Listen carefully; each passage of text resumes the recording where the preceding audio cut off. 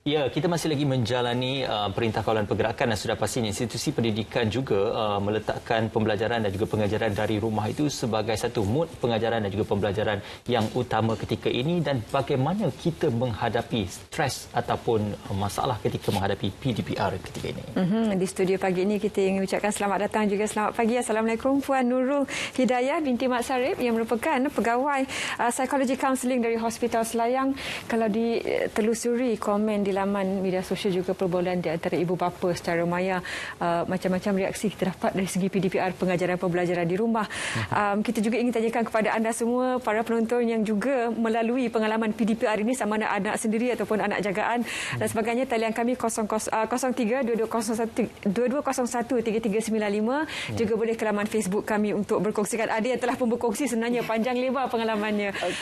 Satu yang boleh kita tanyakan sebagai pembukaan permulaan Puan Nurul, ya, dari segi teknostres ataupun setup tu pun dah memberikan pening kepala kepada mereka yang terlibat. Komen Puan Nurul bagaimana? Pertamanya terima kasihlah kepada Zaliha dan Ismail lah dan tim Selamat Pagi Malaysia kerana sudi menjemput saya lah untuk topik hari inilah. Saya rasa memang topik ini pun yang patut kita bincangkan jugalah dalam keadaan sekarang. So saya bawa kepada soalan Zaliha tadi berkenaan dengan teknostres lah. So sebenarnya kalau kita tengok teknostres ni dia memang adalah memang benda yang berkait rapat sekarang dengan ibu bapa yang ber-BDR dan juga anak-anak yang ber-PDPR di rumah kan.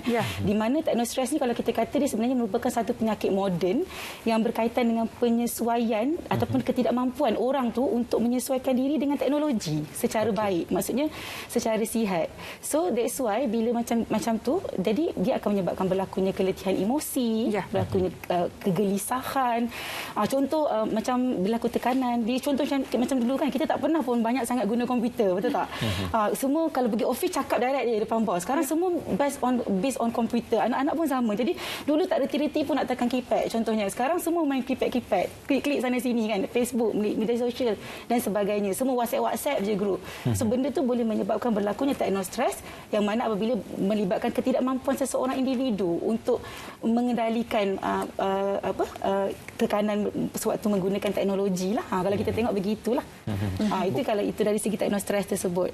Bukan saja cara untuk kita menggunakan teknologi tetapi juga dengan kita kata pembaharuan software perisian aplikasi terbaru dalam teknologi juga telah pun memungkinkan stres itu berlaku kerana kebanyakan mungkin ingin menggunakan perisian yang terbaru ataupun yang terkini. Jadi kita kadang-kadang tertinggal sedikit. Jadi ini mungkin menimbulkan satu kegusaran kepada kita. Bagaimana ingin menangani dan juga menghadapi perihal seperti ini? Sangat betul Ismail. Maksudnya kalau sekarang kan kita kan banyak orang curi-curi kita nak cari-cari capaian internet, berlaku pencerobohan, tiba-tiba kena hijack kan. So benda tu memang betul menimbulkan kegusaran dan juga kegelisahan tadilah disebabkan oleh teknologi. So kalau kita tengok dari segi cara mengatasi tu, maksudnya kita boleh kata kesan yang timbul tu sangat tinggi kan. Jadi pertamanya bila kita rasa kita ni cabaran yang paling mudah ataupun kita nak menangani teknostres ni adalah kita kena berusaha untuk mencari daya tindak yang bagus supaya kita boleh berhadapan dengan situasi sekarang. Sebab BDR dengan PDPR ni sekarang memang norma baru yang kita kena terima. Macam mana pun kita tak boleh nak elak. Pertama mungkin kita kena bantu dari segi teknik kawalan emosi kita supaya first kali bila emosi kita okey, key point dia emosi. Kalau emosi kita ni okey, kita pasti boleh untuk melakukan sesuatu perkara dengan lebih baik. Maksudnya kalau emosi kita pun tak okey, asyik nak marah orang, asyik tak boleh nak buat apa. Jadi daripada first point yang pertama itu pun menyebabkan kita tak mampu untuk menangani isu teknologi yang semakin ketara seperti sekarang lah. Ditambah pula kita kena double pula kerja. Kadang-kadang bos tak faham sampai tengah malam pun mesej. Dia kata saya pun tengok mesej. Dia kata kan, jadi tak faham juga. So cabaran emosi, pengawalan emosi itu adalah paling pertama sekali key point yang paling penting untuk kita menghadapi tekanan pada masa kini lah berkaitan dengan teknostres. Kita nak kongsikan satu luahan ada juga komen oleh salah seorang penonton Selamat Pagi Malaysia. Kalau kita boleh dengarkan kepada Puan Nurul, sejak PDPR ibu bapa bangun bukan untuk lagi pergi kerja tetapi bangun pukul 7 pagi set up laptop dan kena hafal jadual anak. Kemudian kena jadi IT technician, kena set upkan komputer, gadget dan sebagainya. Kemudian kalau mouse tak gerak pun dia panggil juga, mama tolong mouse tak gerak. Jadi tugas itu panjang dan juga kalau kita kena tahu online ke offline ke. Kalau offline tugasannya di mana, submit assignment. Jadi kita memang tabik kepada ibu bapa dan penjaga yang mengendalikan PDPR ni.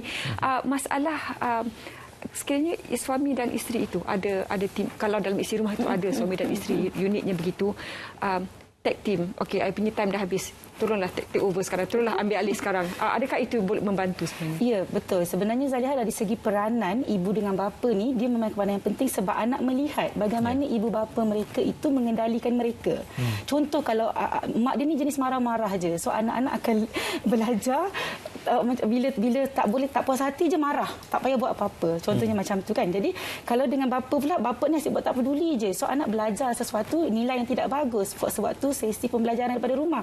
Sebab bila dikatakan pembelajaran daripada rumah, dia lebih banyak belajar dengan ibu bapa lah. Sebab cikgu dia dalam online dia tak nampak apa-apa. Jadi macam dia nampak apa yang berlaku depan dia adalah parents dia. Maksudnya parents dia yang menentukan macam dia nak buat macam mana. Jadi betul lah macam Zaliha kata tadi, ibu bapa mengambil peranan untuk take turn tu sangat bagus sebab dia boleh mengurangkan bebanan sesama mereka. Sebab bila ibu bapa, contohlah pada waktu ni kita bekerja 8 sampai 5 kan. Kalau waktu biasalah, waktu yang fleksi, kita tak kata macam waktu shift semualah. So 8 sampai 5. Saya nak tanya dengan Zaliha dengan Ismail lah. Sebenarnya 8 jam kita kat rumah tu, berapa je waktu yang kita produktif sebenarnya betul-betul buat kerja 8 jam tu? 4 jam lah mungkin. 4 jam lah kan. Banyak 4 jam. Banyak juga 4 jam kan. Kalau ikut kajian sebenarnya kadang dia tak more pun 3 jam tu yang kita boleh betul-betul fokus untuk buat kerja kita.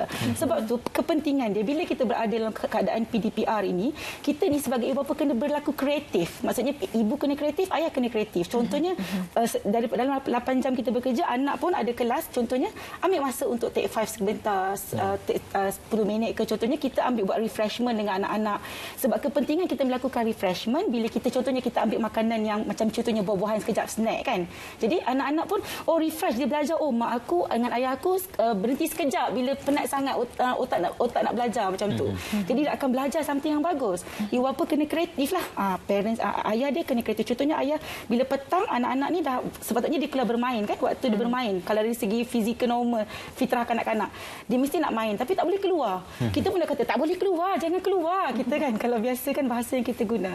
So apa yang boleh kita buat sebagai ibu bapa yang bagus, kita yang createkan suasana tersebut. Wujudkan suasana bermain dengan anak-anak di rumah walaupun dalam rumah sahaja. Ibu dengan bapa, ibu dengan ayah yang kena ambil peranan untuk membantu kanak-kanak merasa seronok berada dalam rumah walaupun PDPR. Okey, insya-Allah. Cuma satu persoalan yang penting ialah tentang stres juga boleh berlaku apabila keperluan untuk BDR dan PDPR itu tidak setara dengan mungkin kelengkapan peralatan yang dimiliki. Contoh, mungkin kalau gadget ataupun peranti itu tidak mempunyai mungkin kapasiti yang menepati keperluan untuk BDR dan PDPR, malah talian internet juga yang tidak berkapasiti. Jadi ini juga turut menimbulkan stres kerana akan berlaku banyak masalah, banyak lagging dan sebagainya. Jadi apa komen Puan berkenaan isu? Betul, setuju Ismail, dan kat situ pun sebenarnya banyak melibatkan isu kewangan kalau kita tengok kan. Sebab nak masuk internet pakai duit, semua pun pakai duit. Nak beli laptop baru, anak sampai 5 orang, laptop dah 1. So itu pun menjadi isu dalam PDPR. Kalau saya baca komen-komen di FB Kementerian Pelajaran Malaysia pun saya nampak macam banyak sangat isu-isu dikaitkan dengan keadaan begini. Betul, memang betul isu ini juga boleh meningkatkan stres kepada ibu bapa dan juga isi rumah yang ada. Lagi-lagi kalau ruang tu sangat kecil, contohnya duduk rumah flat, contohnya kan tak boleh pergi mana-mana. So dulu sebelum ni kan kita keluar bekerja, kita tak duduk dalam rumah. Sekarang semua duduk dalam rumah. So kawasan sangat kecil, memang boleh menimbulkan stres. Sama juga macam isu yang tak cukup peralatan tadi, perkakasan, tak cukup perisian, macam tak up to date punya perisian. Betul, dia memang boleh menimbulkan stres, dan daripada situlah yang kita kena belajar bagaimana cara untuk kita mencari jalan ataupun coping skill yang bagus supaya kita boleh menangani stres sewaktu kita bekerja dari rumah dan juga untuk melayani anak sewaktu mereka dalam PDPR. Sebab PDPR pun kita percaya dia juga memberi satu tekanan kepada kanak-kanak ni. Sebab diorang bila kanak-kanak ni nak berfikir di tahap level kanak-kanak, sebenarnya dia dah jadi macam sangat lebih untuk mereka absorb kan. Sebab sepatutnya pembelajaran itu berlaku di sekolah, ada waktu main, waktu rehat, jumpa kawan-kawan, tapi kat rumah lepas PDPR ni, lepas tu sambung lagi kan. Mereka juga sebenarnya menghadapi tekanan daripada sudut tersebutlah. Itu yang kadang-kadang kita dengar ada penjaga ataupun ibu bapa yang jadi makcik kantin kalau kita dengar sebut setengah-setengah lesson datang bawa snack untuk memastikan fokus anak-anak. Jadi ada juga di kalangan ibu bapa yang mengatakan kita tengah meeting tapi diorang punya online tengah PE, tengah PJ. Jadi kita nak meeting lagi dengan bos tapi dengar pula sorak-sorak dekat belakang kelas jasmani dan kelas muzik dan kelas taekwondo. Sebenarnya bagaimana dari segi pembahagian ruang kerja itu boleh membantu walaupun tidak semua yang dapat duduk di rumah yang bersaiz besar, tapi dalam ruang istirahat itu bagaimana untuk kita pastikan pembahagian ruang kerja itu tidak mengganggu sesi masing-masing? Okey, betul. Macam kita cakap tadi berkaitan dengan ruang yang sempit kan, maksud kita duduk. So sebenarnya perkara yang paling penting memang betul pewujudan ruang yang sesuai untuk kita BDR dan juga PDPR itu sangat penting. Tapi betul lah macam saya cakap tadi, tiba-tiba terdengar dia bersorak-sorak kan. Kita pun nak bersorak sama contohnya kan tengah-tengah BDR. Tapi sebenarnya bila walaupun itu kreatif, anak-anak ni dia ada 4 keperluan psikologi yang kita perlu penuhi mereka. So maksudnya kalau cukup dia orang punya makan, cukup tidur mereka kan, cukup dari segi emosi, spiritual mereka kita bantu ajar, kanak-kanak ni akan rasa kita sentiasa dekat dengan mereka. So kalau macam anak-anak di rumah, sebenarnya kita memang ibu bapa ni perlu memberikan perhatian kepada anak-anak supaya anak-anak rasa ibu dengan bapa mereka sentiasa ada dengan mereka. So tak salah berada pada ruang yang sama, cuma kalau boleh macam sediakan macam headset supaya kita tidak terganggu dengan bunyi kan. Dan kalau kanak-kanak tu panggil kita, kita jangan terus marah, puji dulu, tanya apa isunya, menjadikan mereka seperti kawan dalam ruang yang sempit dan menjadikan harmoni. Mungkin kita boleh buat satu orang kata macam ada partition ataupun apa-apa ruang dan kita ajak anak untuk faham, okey, ini ruang adik untuk belajar, ini ruang mama, ini ruang papa contohnya.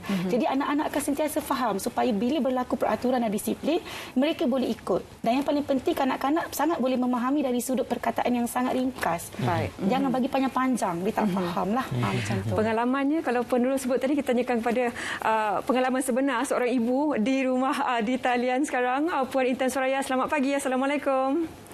Waalaikumsalam. Selamat pagi. Selamat pagi. Puan Intan, dari apa yang Puan Nurul sebutkan tadi tentang bagaimana sistem untuk memberikan persekitaran pembelajaran dalam talian yang lebih baik kepada anak-anak, Puan Intan ada 2 orang anak ya? Betul. Okey, jadi macam mana sistemnya di rumah untuk mereka belajar online ini? Sistem saya tak tahu lah, mungkin sebab dah 2 tahun kita dalam PKP ni, mula-mula tu agak mencabar sebab saya nak set rutin dan biasakan anak dengan PDPR ni. Tapi lama-lamaan anak tu sendiri yang dah tahu rutin bangun pagi, jam berapa kena bangun, bersedia untuk belajar.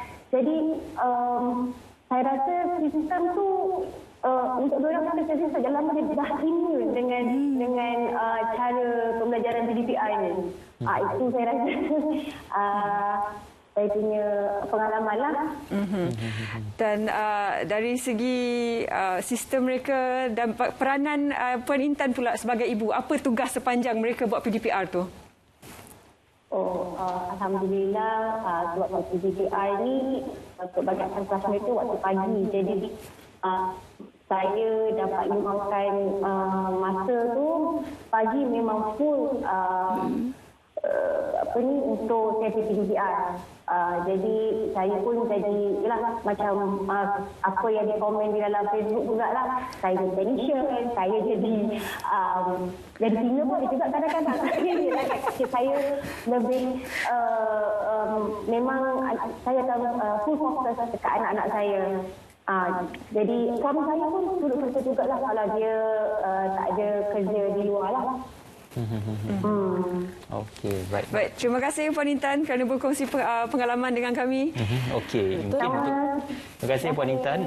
Seterusnya juga mungkin kita boleh melihat kepada ruang masa, kebebasan dan juga kalau di PDPR ataupun di waktu fizikal sekolah kita ada waktu 7 pagi sehingga pukul 1 atau 2 petang, dan kalau bekerja 8 hingga pukul 5. Tetapi ada yang menyatakan mungkin rungutan tentang apabila BDR dan PDPR ini seolah-olah ruang itu tiada had masa. Mungkin sewaktu hujung minggu juga guru-guru juga sering diajukan pertanyaan di WhatsApp dan juga Telegram oleh ibu bapa, para pelajar tentang apakah kerja rumah, apakah kerja sudah diselesaikan, dan juga bagi pihak majikan juga mungkin ada juga yang masih lagi bertanyakan walaupun pada waktu hujung minggu disebabkan isu dan juga platform BDR dan PDPR ini. Apa komen Puan melihatkan kepada perkara ini menjerumuskan isu BDR dan PDPR seolah-olah tiada had masa ataupun tiada kita kata keterhadan dan juga bagaimana ruang itu diberikan kebebasan kepada para pekerja dan juga para pelajar. Okey, betul lah Ismail, memang betul kalau kita tengok macam saya cakap tadilah, itu yang boleh menimbulkan tadilah teknostres tadi, sebab bila ICT ni kan dia cepat, laju kan. Jadi semua pun akan cepat saja yang kita lakukan. Sebab tu apabila dia tak ada ruang masa begitu, maksudnya macam itulah hujung minggu pun boleh hantar mesej. Macam saya cakap tadi, bos boleh hantar mesej tengah malam, tak ada masalah. Sebab benda tu dah jadi sistem yang tidak macam dulu kalau lepas sampai 5 kita dah off phone dah. Maksudnya balik pada tu memang kita fokus pada family. Tapi sekarang sebab dia adalah norma baharu yang mana dia memang perlu kita, ruang masa tu memang tak ada batasan, tak ada limit. Setiap masa tu adalah waktu bekerja, setiap masa juga adalah waktu menjadi ibu, waktu menjadi bapa dan sebagainya. Betul, memang betul pada keadaan tersebut. Jadi apa yang boleh kita lakukan ataupun yang boleh kita, pertamanya kita tidak boleh ubah sistem sekarang. Itu yang paling kita kena ingatlah kan, nak buat macam mana kita memang tak boleh ubah. Jadi yang tu set dekat mind dulu bahawa kita memang tidak boleh ubah sistem yang ada sekarang, di mana inilah yang kita kena terima dalam norma baharu. Pertama, set mind. Psikologinya adalah set mind dulu.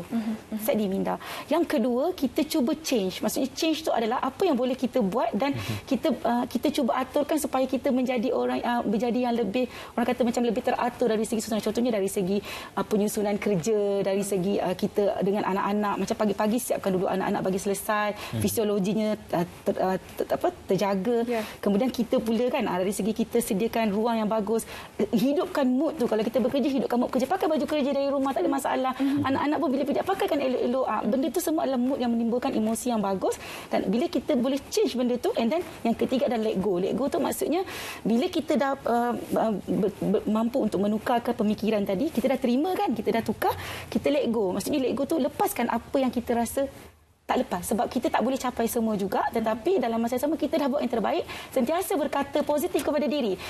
Contoh macam saya, Hidayah, you dah yang buat yang terbaik hari ini.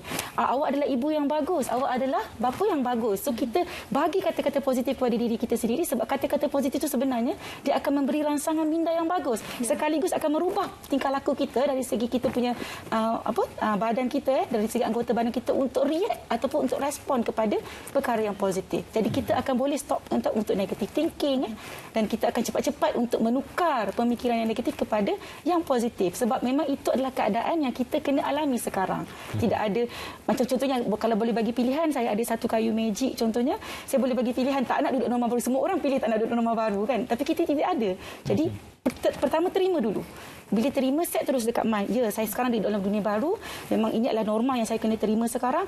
Change, segera tukarkan. Tak boleh lah, saya tak boleh. Saya rasa macam saya ni akan ni. Tak, saya okey, saya boleh. Change terus. Dan yang ketiga, let go. Tadi saya rasa saya tak berjaya buat, tak apa. You akan buat lebih baik, akan datang. Tadi saya rasa macam gagal. Tak apa, kita cuba lagi untuk jadi lebih baik pada masa akan datang. Change the words yang negatif kepada positif. Itulah saya nampak dia boleh membantu kita menghadapi dunia sekarang lah dalam BDR dan juga PDPR ini. Macam mana kongsikan tadi, anak-anak sendiri dah tahu sistem dan bagaimana apa rutin yang perlu mereka lakukan.